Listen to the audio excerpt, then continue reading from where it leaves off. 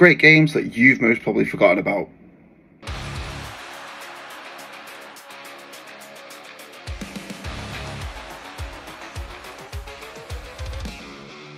Earthworm Jim, developed by Shiny Entertainment, is a run-and-gun platform game that was released in 1994 on the Sega Mega Drive and Super Nintendo. You play as an earthworm named Jim. Didn't see that one coming. You manage to find yourself a special super suit that allows you to operate as a human, but the many antagonists want it back, so it's your job to make sure you keep hold of it.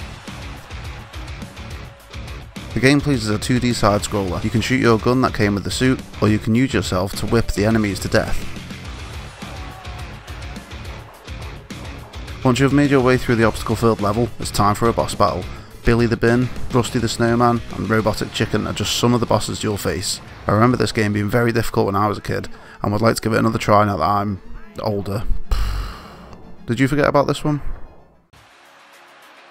Next up we have Body Harvest for the Nintendo 64.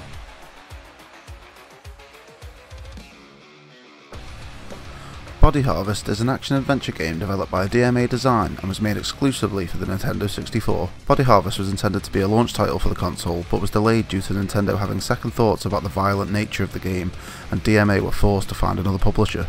You play as a genetically engineered soldier, Adam Drake, who must investigate and eliminate an alien attack force that has been returning once every 25 years to harvest the human population of Earth for their organic material. The core gameplay is taking on missions that have you roam around the non-linear open world map to stop the aliens from destroying towns and abducting everyone who gets in their way. You have to manage your health with pickups along with your ammunition.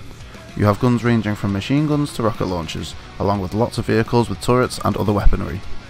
I remember this game being way ahead of its time when I first played it, and for me it will always be one of the defining open world games. Did you forget about this one?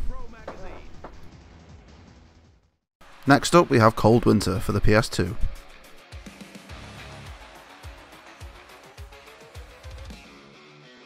Cold Winter is a first-person shooter developed by Swordfish Studios and released in 2005 for PlayStation 2. You play as Andrew Sterling, who is a former British SAS soldier working for MI6. Your mission is to stop the antagonist John Grey and the secret society Grey Wings from plunging the world into a nuclear winter with their plan, codenamed Operation Cold Winter. Over 30 weapons to choose from assault rifles to RPGs that really put the dismemberment system to good use. I spent many hours replaying this game when I was younger and would love to see a remaster or even a remake in the near future.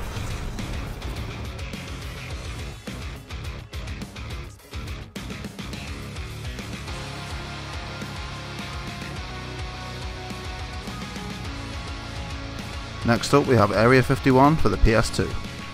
Area 51 is a science fiction first-person shooter developed by Midway Studios. It was released in 2005 on the PS2, Xbox and PC, and was planned to be released on the GameCube but was silently cancelled. If you're familiar with the stories of Roswell, New Mexico and Area 51, then you can probably guess what kind of game this is going to be. An alien survives a spacecraft crash and ends up teaming up with human scientists known as the Illuminati to do experiments on human volunteers. They end up developing a powerful alien known as the Theta, which spreads a virus throughout Earth so the Illuminati can have world power.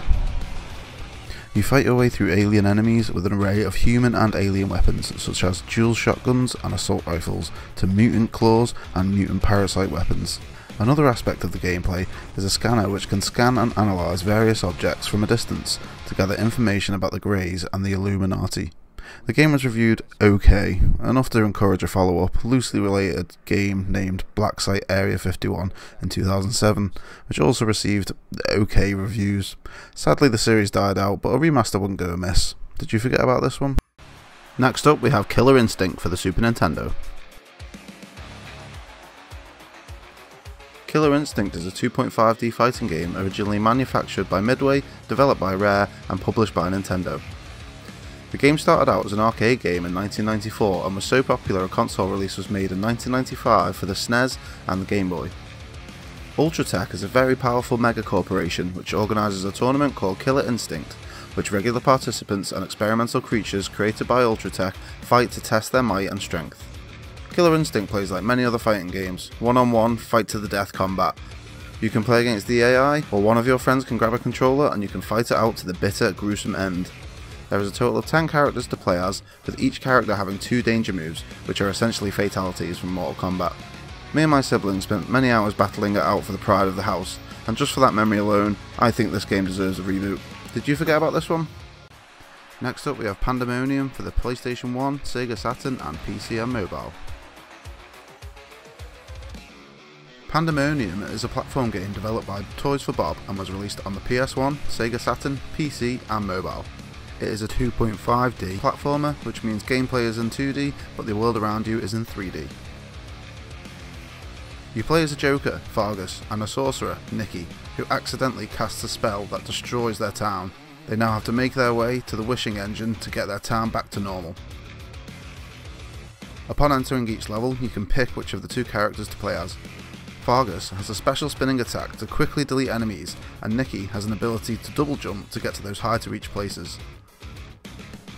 The game received mixed reviews but still managed to release a sequel in 1997, which was the last time we would see Fargus and Nikki. Did you forget about this one? For the final game we have Starwing for the Super Nintendo.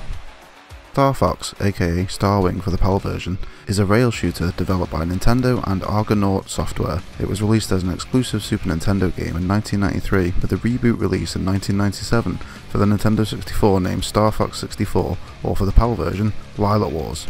Star Fox lets you play first and third person depending on what level you are on. Your mission is to stop Andros, who was banished from the planet Corneria and fled to Venom to wage war on the whole Lilac system.